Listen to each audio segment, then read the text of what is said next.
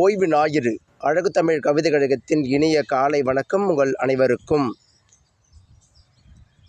பால் பொருள் பற்றாக்குறைக்கு எங்களால் முடிந்தவரை நாங்களும் உதவி செய்து கொண்டிருக்கின்றோம்.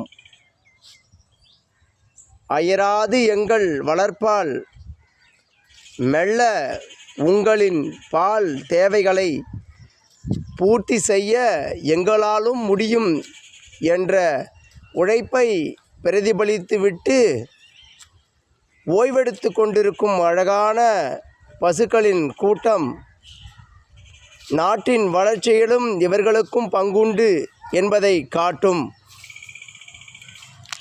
இன்றளவும் எண்ணற்ற சிறார்களுக்கு தன் தாய் பாலை தவிர்த்து எங்கள் பாலே முதன்மையான உணவாக இன்றளவும் இருந்து கொண்டிருக்கின்றது. இன்னொரு தாயாக நாங்கள் உருமாறியவர்கள் என்று சொல்லும் விதங்களாக தனக்கான பங்களிப்பை தன் நாட்டிற்கும் வீட்டிற்கும் அளித்துவிட்டு மெல்ல ஓய்வெடுத்து கொண்டிருக்கும் இந்த அழகான தருணங்கள் இயற்கையின் பெரும் அதிசயங்கள்.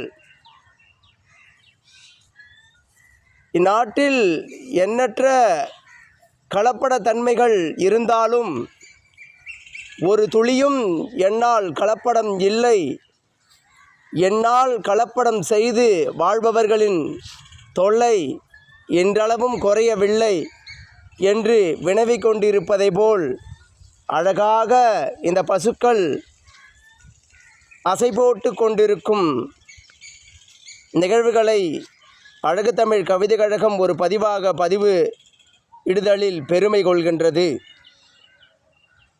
எந்த ஒரு சமூகமும் கால்நடையை தவிர்த்துவிட்டு வளர்ச்சி அடைந்ததாக இன்றளவும் சரித்திரம் இல்லை. புது சரித்திரமும் இதுபோல் உருவாகப் போவதில்லை. மெல்ல மாறி வரும் காலத்திற்கேற்ப எதுவும் மாறாத நிலையைதான் இன்றும் தொடர்கின்றது. பசுக்களையும் ஆடுகளையும் தவிர்த்துவிட்டு ஒரு வாழ்க்கை நிச்சயமாக தொடர்வது இல்லை.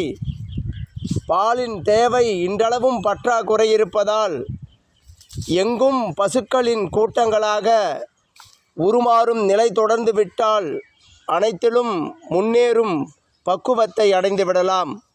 என் உறவுகளே, பாலின் தேவை இன்றளவும் பற்றாக்குறை இருப்பதால் நாட்டின் பால் வளத்தை காக்க அனைவரும் ஒன்று கூடுவோம்.